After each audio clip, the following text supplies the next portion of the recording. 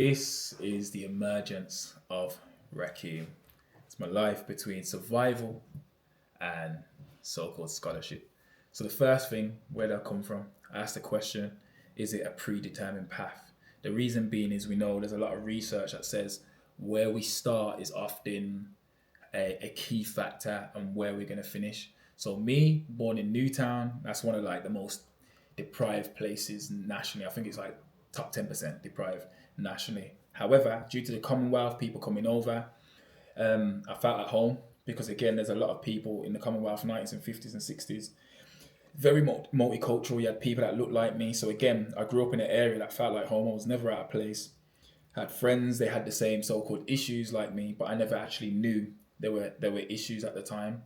But then there was that whole deindustrialization. So here, a lot of people, because of factories, started to lose their jobs and it caused poverty. And now we start seeing areas, for example, in Birmingham specifically, and it does go across the nation, that because of this deindustrialization, you start seeing people actually had to go and get new trades, new jobs, and actually learn new skills.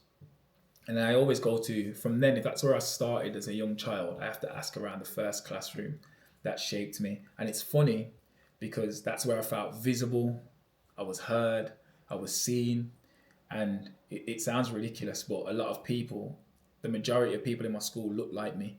Again, very multicultural, but we know why, because of where it all started in the Commonwealth in the 1950s and 60s. But then, when I look back and I remember times when before school, I used to go with my mom, she had a cleaning job, right? In a factory. She was cleaning the factory, and then I'll be running around. Should probably never have been allowed to run around this place, but I was running around, seeing what was going on, seeing what was happening, stay upstairs, play with toys. Then she'd pick me up, not even pick me up, take me straight to school. So we'd go from there, we'd go to school, and then yeah, get educated. She'd probably go to her next job, and after that, I either get picked up by, let's say, my sister, other parents, other friends. So it was funny because as friends, there was like a cohort of different friends, and we'd get like our parents would take turns to pick us up and take us to school. And this is something called other mothering. So Patricia Hill Collins talks about this, and she says actually it's where communities have to rely on other mothers and to work together to make sure that they still provide for our young people. And in primary school, I did well on my SATs. I think I achieved the second highest, and the reason why that's important is because Bell Hooks talks about engaged pedagogy, and I was always surrounded by love. I was surrounded by people that cared for me, and I felt like actually my teachers generally want me to do well.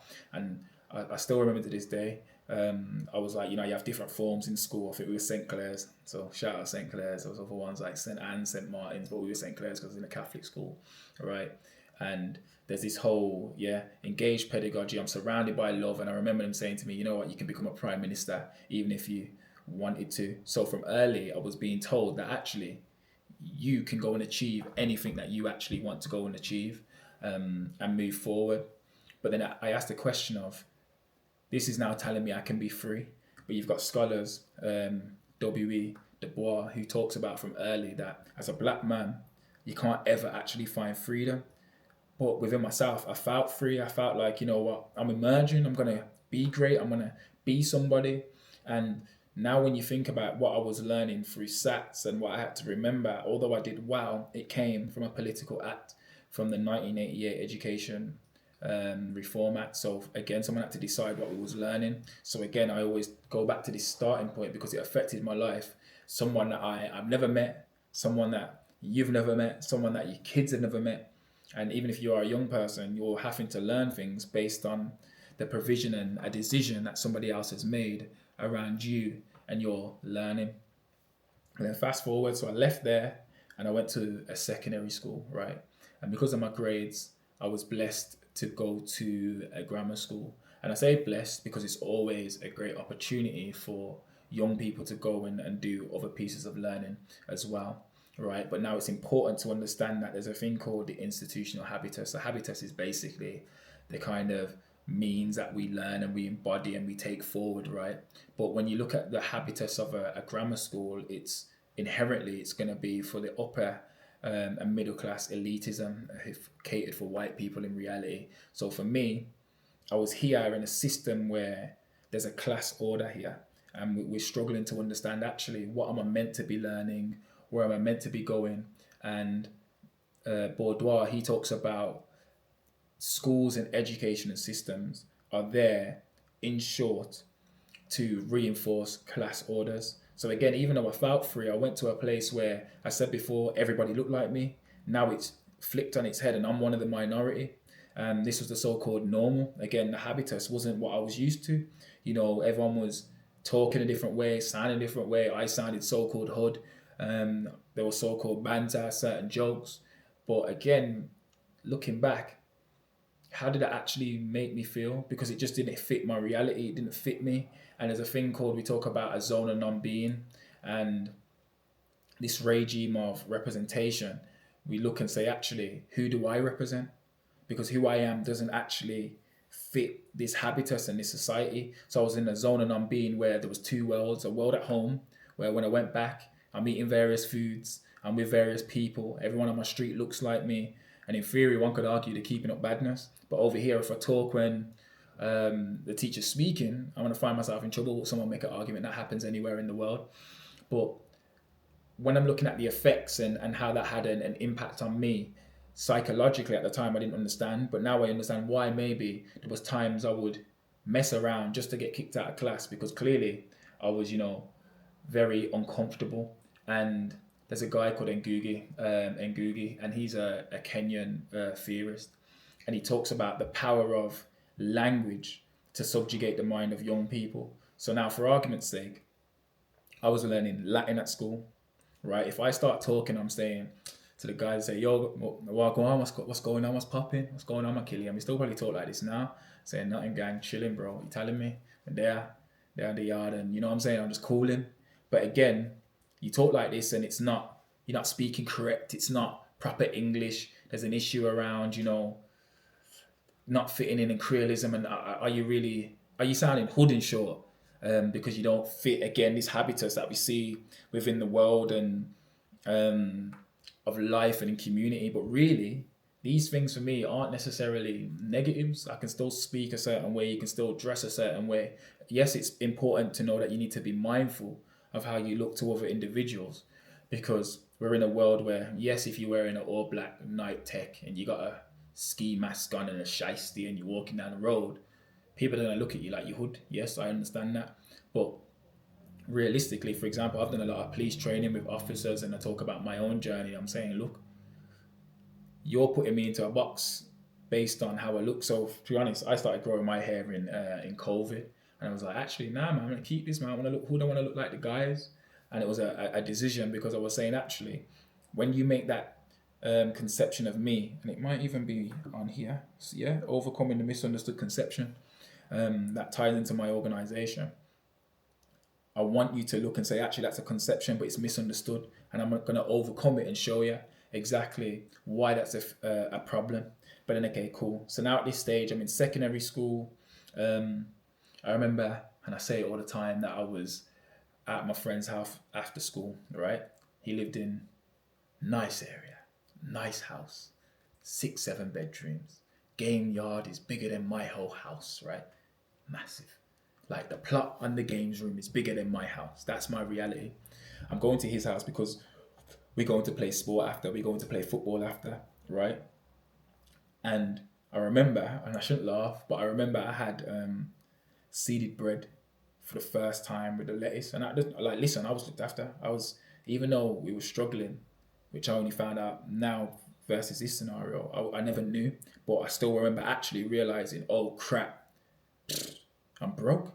I'm in poverty. And then you have two ways to respond. You either stay motivated and think, okay, I'm going to play the course, I'm going to play the long game. But for me, it was like, how can mom tell me what to do? You work 3 jobs, we're broke, and people live like this. Who are you? So now I'm starting to embody, like, in theory, disrespect. And this is when you talk about Merton strain theory. So he says that there's different ways to become. So for argument's sake, society, in theory, through social media, the phones, tells us we can become anything we want to become by visually seeing where others are and what they're doing.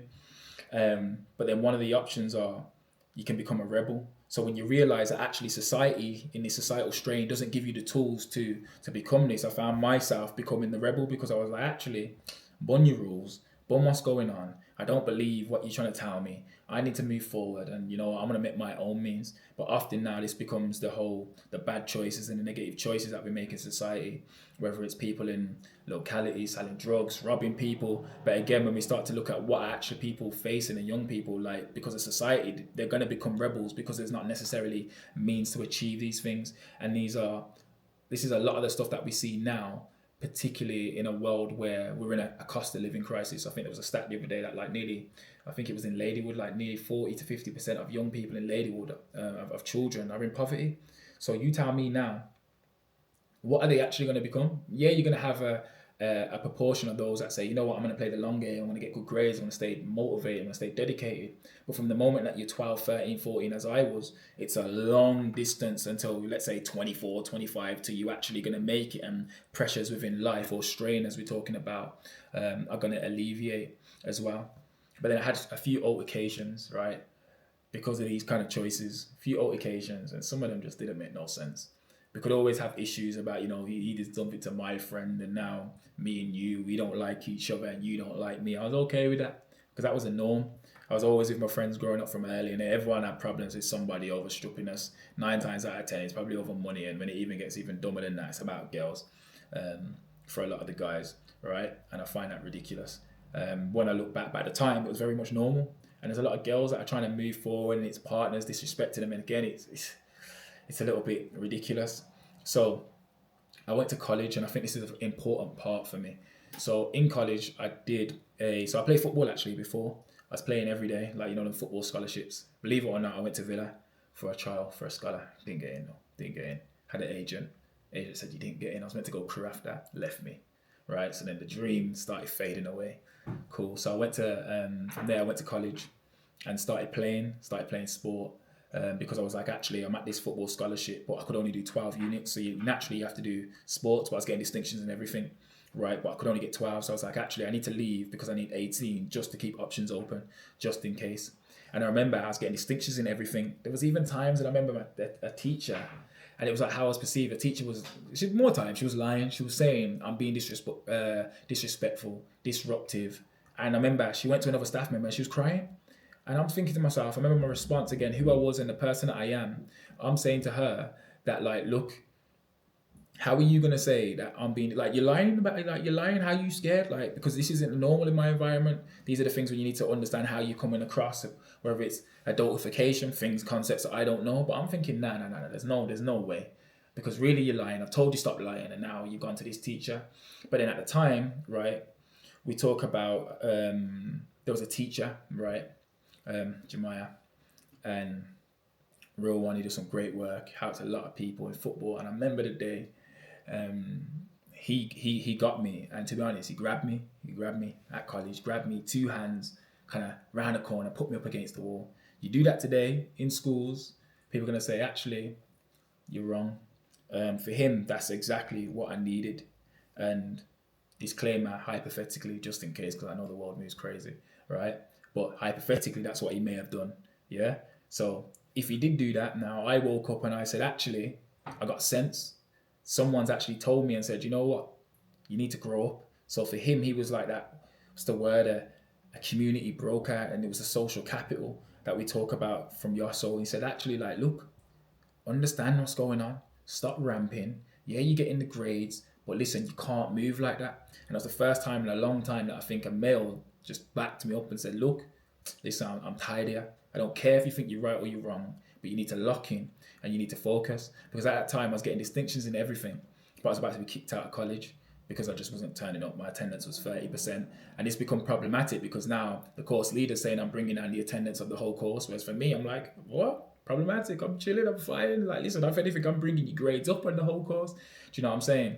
But this ties into the whole element when there's studies that say some black individuals do well when they've got black educators around them, because again, I had someone I could represent, someone that understood me, and someone that was enabled to support me to move forward. But again, I don't think it's always down to just that as individuals, because I remember at school I didn't revise for anything, not a single exam. But I remember having a maths teacher who was, I was in bottom set, ridiculous, never came out of bottom set, always in bottom set. Yeah.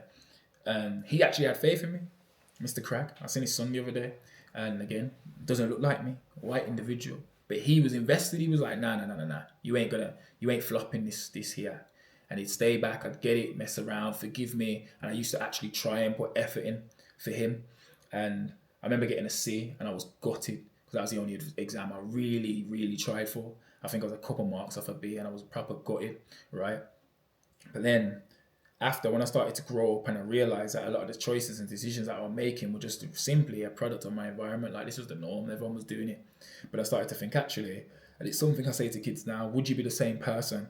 For argument's sake, you might be in a Peckham, you might be in Handsworth. Would you be that same person, have these same thoughts and not like in this group if you was born in Surrey? So one of my cousins that I've met recently, he did his whole PhD on his second name and where he's from and what that means in terms of his journey. Then you realize again what I said, a lot of the stuff and the choice that we make are very much predetermined to who we are.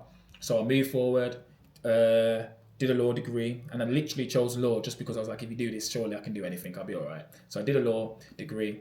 First year, I think I got like a low 2-2. I was thinking, forget this, I'm leaving. But cool. And I actually tried as well. That's what makes it even worse for myself. You know, you put effort into something and it don't work out. I'm like, wow, okay.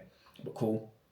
Move forward, completed that, managed to get a 2-1 in my degree, managed to lock in, managed to get it there and get it done. And it's the first time in my life, I think I was taking about 5, 6, 7, 8 3-hour exams. It was ridiculous, right?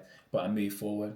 And then I want to talk about, for myself, this navigational capital. So I've got an older sister, and she allowed me, she said, look, you might as well do a master's. I was like, master's? Boy, I ain't got no time for no master's. That's all long. I don't know what I want to do. Come, let's just get out of this place. I don't want to revise. I don't want to do no work no more. But she's like, trust me, you won't regret it. So I did it, and I ended up getting a commendation. And literally, I picked sports law because I did a module on my undergrad, called sports law. And that was literally probably the only, I don't want to say the only module I enjoyed, but it's my favorite module that I enjoyed. So I was like, sports, looking at match fixing and this, and I think I did my thesis, or not thesis, I'm getting ahead of myself. I did my dissertation on the globalization of sport and its links to match fixing. Yeah, that was it. So I did that, and again, it was pretty relevant, like to the sport that I see. When, for example, do you remember when I was talking about the super leagues and I was trying to do it and say, oh, it's ruining the integrity? But the things I was looking at from early was like, is there really integrity in sport anyway? So I started to realize that actually what I was learning could directly link to that of the other things that I'm doing. But cool. I'm trying to succeed. I'm trying to move forward. And then now, as a black individual in a society, when we talk about habitus and we talk about universities, there's theories that talk about I can only ever have a criminal relationship with that of education, in the sense that I'm meant to get in and get out, and a bit like a fugitive, right? So like I've got to just utilize the means around me and produce new methods in to uphold, my people. And the reason I say uphold, I probably should change that to lift up, because I don't think we're necessarily there yet. But again, now that's where for me, I'm walking around the world, I'm saying actually, there's clear links to myself and where I am in terms of a wider scale of these issues. But I was always trying to move forward and work well. So when I talk about that, I'm saying, look, when I'm looking at where I was in life, it's that element of I moved from a state of survival in my locality to now I'm moving with a bit more intention.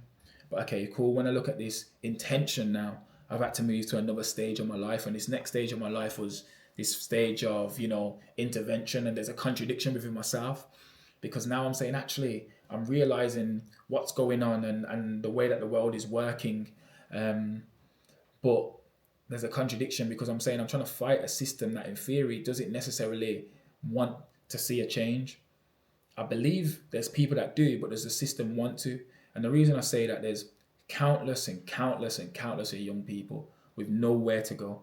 You cannot tell me there's a cost of living crisis, right? Kids are out here killing themselves, and people don't necessarily mind. And yeah, I speak to a lot of educators, but ask them if they would want the same type of education for their own young people. But somehow, we'll try to get them to where they need to get to. But you go home, you may lose some sleep. But the reality is they go into the world after they've left school, when they leave at 16. Where are they in 10 years? What are their actual life chances? Or do we say they just didn't apply themselves enough? But as an adult, surely I must be able to garner the skills to allow these young people to maneuver forward. And the reason I find it challenging is because now that's when I went on and co-founded Bouncing Statistics, which is an educational organisation, inclusivity at the forefront of what we do, working with young people through mentoring, through workshops. We've done assemblies, work with parents and families, giving them support. Now I'm at a position where I can utilise my knowledge now to do a lot of teacher training. In some schools, we've got inclusion hubs, just open up an alternative provision site. And the reason I say that is because I'm somebody here that is resisting the very system, right? But I'm also now reliant upon the system for my well-being. That's very much problematic because in my specific instance, let's say the austerity, global financial crisis, 2006. From that day there, funding's being cut, shafted, left, right, centre. That is the reality. At a school, right? So imagine, let's put this into reference. Tens of thousands of pounds. Me and this guy, assistant principal, we get on. We're joking, we're laughing. That's my boy, yeah? He turns around to me and says, bro, there's something else I wanted to tell you. And I could tell that he wanted to catch me. Like, I did a teacher training session, I'm leaving. He wants to catch me before I leave. And he's saying to me, look, I just want to let you know that, bro, we're not going to be able to continue next year. We was meant to have this amount of numbers.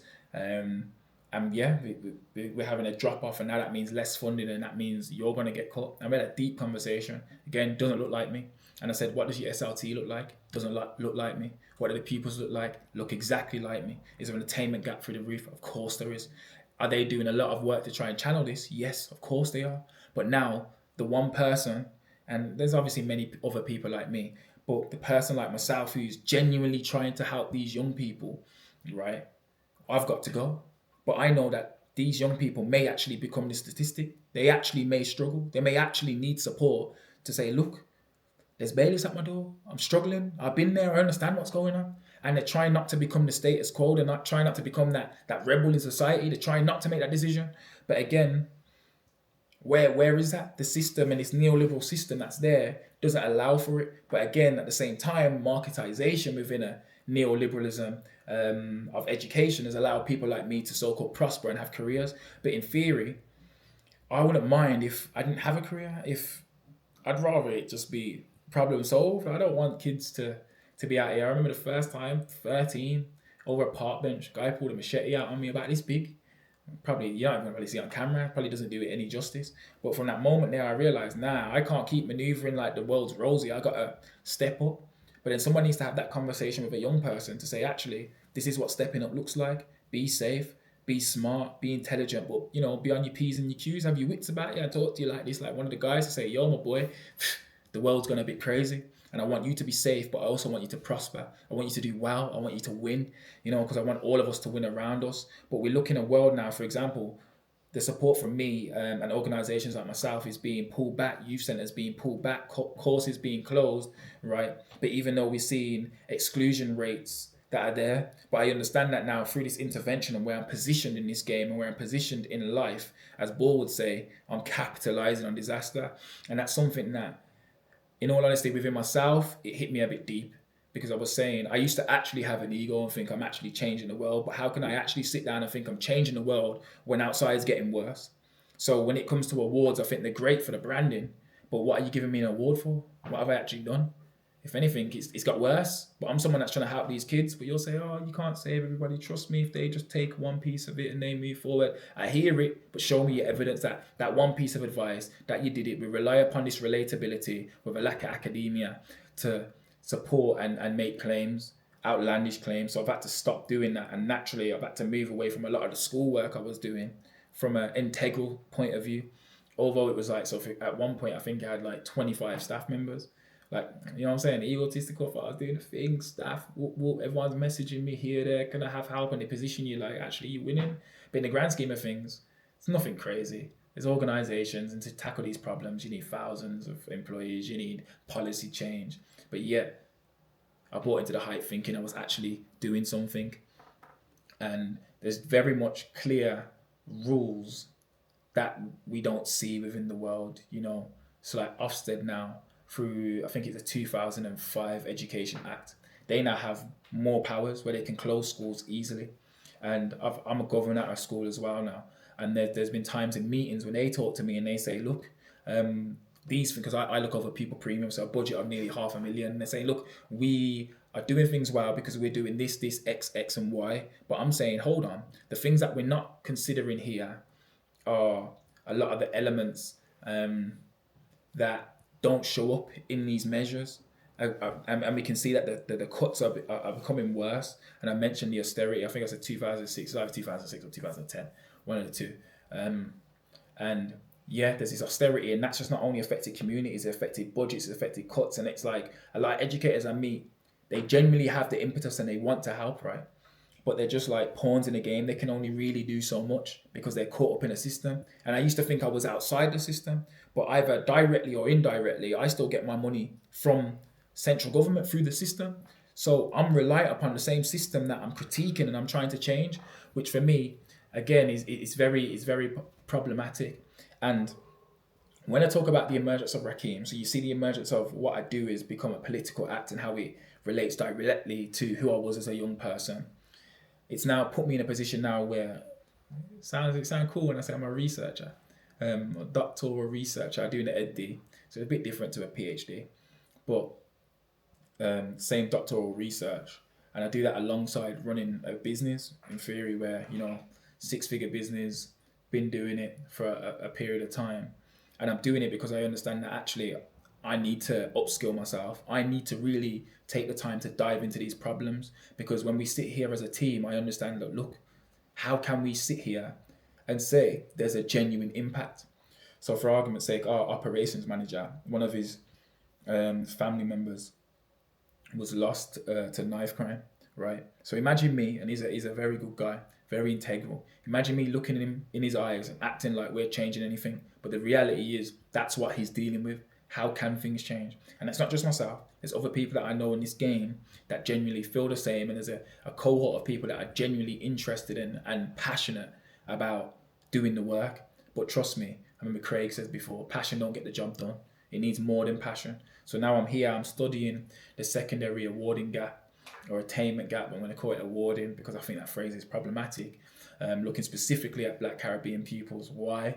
Because again, it's me. I see myself in a lot of these young people, and there's an attainment gap. I'm looking in the UK because I want to get to a point where I want to change policy. So when we're looking at the emergence of Rackeem, it's important to let you know that look how my journey has started, and it's led me for a thread to get to where I've got to. So a message for yourself, if you are going through these difficult times, sometimes there's a link between the pain and the purpose, and I've had to find that in myself. Sometimes there's dark days, I'm tired running a business and trying to do this academia life and move forward and trying to stay integral to myself and still sound like me, still look like me, still move like me, right? And even speaking now, probably thinking, do I sound good enough? But you know what, I'm me, and I'm passionate, and I'm gonna change the game, and I'm going to be someone that they respect because they understand that listen, I don't have to walk like that, I don't have to talk like that, but trust me, I ain't dumb, and I ain't never dumbing myself down.